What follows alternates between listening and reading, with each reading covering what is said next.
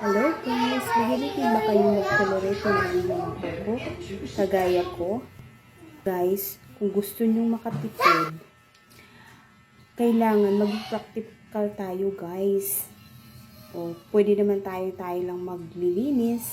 Bili lang tayo ng mga gamit like nail polish or yung mga cuticle remover, nipper. Yan guys, madali lang naman maglinis guys. Kaysa lagi tayong pumupunta ng salon, medyo mahal. Kaya pag tayo lang, naku guys, laking tipid talaga. Ayan. O, diba? Natuto na rin ako guys.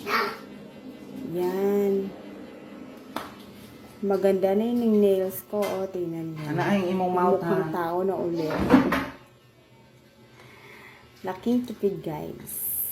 Gaya-gayahin nyo ako. Ah.